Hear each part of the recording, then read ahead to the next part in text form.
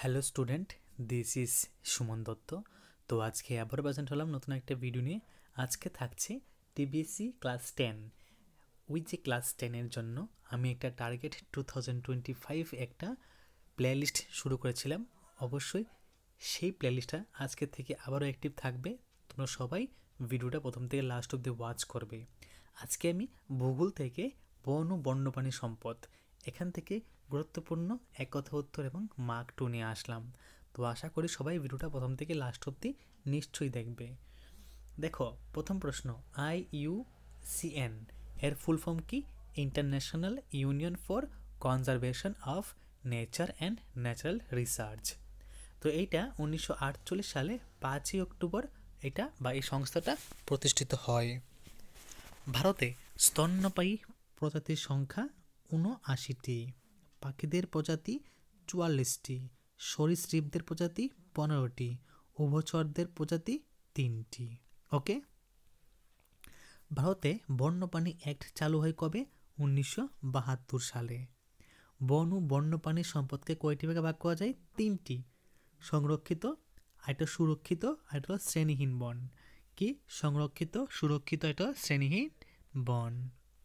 ভারতে উল্লেখযোগ্য কিছু অভয়ারণ্যের নাম এবং জায়গা কোথায় কোথায় আছে?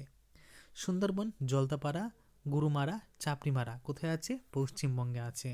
মানস, কাজিরাঙ্গা অসমে, হাজারিবাগ, কোডারমা ঝাড়খণ্ডে, গির গুজরাট, ভরতপুর রাজস্থান, চন্দ্রপ্রভা উত্তরপ্রদেশ, পেরিয়ার কেরল, তুঙ্গভদ্রা বন্দিপুর কর্ণাটক, গৌতম বুদ্ধ হাজারিবাগ বিহার, নামদাফা দিবাং ইটানগর অরুণাচল প্রদেশ, ভিতরকনিকা সিমলিপাল ওড়িশা, বান্দিলি চন্দ্রতাল ধুলুধর হিমাচল প্রদেশ, কেই হেলাম মণিপুর, ডাম্পা মিজোরাম, গোবিন্দ করবেট উত্তরাখণ্ড। এই হলো কিছু গুরুত্বপূর্ণ অভয়ারণ্য নাম এবং তার ঠিকানা, মানে কোথায় কোথায় আছে। ঠিক আছে, তো এগুলো আমাদের পড়তে হবে, না পড়লে হবে না।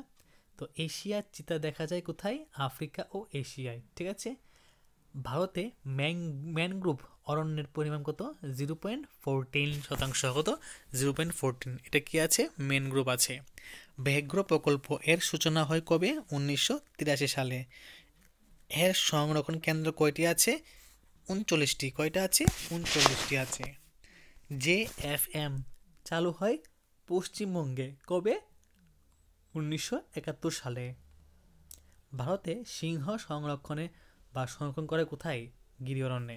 ভারতের গিরি অরণ্যে সিংহ সংরক্ষণ করা হয়। IUCN-কে কি বলে হয়?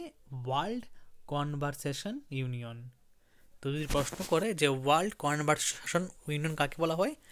IUCN-কে। IUCN এর সদর দপ্তর সুইজারল্যান্ডে আছে। ঠিক আছে, trees means water, water means bread and bread means life. এই উক্তিটি কে করেছেন? এই উক্তিটি করেছেন প্রখ্যাত পরিবেশবিদ ডক্টর KM মুন্সি সাহেবের। ঠিক আছে, কার? এটা হলো ডক্টর KM মুন্সি সাহেবের। শ্বাসমূল ও ঠেসমূল আছে কোথায়? পলাশ উদ্ভিদে। তারপিন তেল প্রস্তুত করা হয় উক গাছ থেকে। চন্দন গাছ জন্মায় পর্ণমোচী অরণ্যে। বিশ্ব অরণ্য দিবস 21 মার্চ। ভারতে একটি ম্যানগ্রোভ অরণ্য রয়েছে, যার নাম হলো কি? সুন্দরবন। UNEP এটা কি? এটা full form the United Nations Environment Programme. ICSU International Council for Scientific Union. WWF World wildlife fund for nature. MAV man and biosphere programme. PRV people biodiversity register. Okay, তো এখানে কিছু দুয়ের মান দিলাম সাথে। অবশ্যই তোমরা এই দুয়ের মানগুলো মুখস্থ করবে। যদি উত্তর না পাও অবশ্যই কমেন্ট বক্সে কমেন্ট করে বলবে যে জীব বৈচিত্র্য সংরক্ষণের প্রয়োজনীয়তাগুলি কী কী, অরণ্য কাদের বলা হয়, ম্যানগ্রোভ উদ্ভিদ কাদের বলা হয়, জাতীয় উদ্যান বা পার্ক সম্পর্কে লেখো, তারপর সুরক্ষিত অরণ্য সম্পর্কে লেখো, বন্যপ্রাণীর সংরক্ষণে বিভিন্ন আইন সম্পর্কে লেখো। তো আজকে তোমাদের সামনে আমি যে ভিডিও ডিসকাস করলাম, এখানে উপরে কি দেওয়া আছে? গুরুত্বপূর্ণ 25+ কী দেওয়া আছে, এক অথবা উত্তর, ঠিক আছে। আর বাকি কি থাকে, বাকি থাকে কি এখানে আর কিচ্ছু থাকে না। তো অবশ্যই এটি ভালো করে শিখবে, ঠিক আছে। তো যদি আজকের ভিডিও তোমাদের ভালো লাগে থাকে, অবশ্যই ভিডিওটা সবার সাথে শেয়ার করো। তো দেখা হচ্ছে একটা গুরুত্বপূর্ণ ভিডিওতে। সবাইকে অসংখ্য ধন্যবাদ।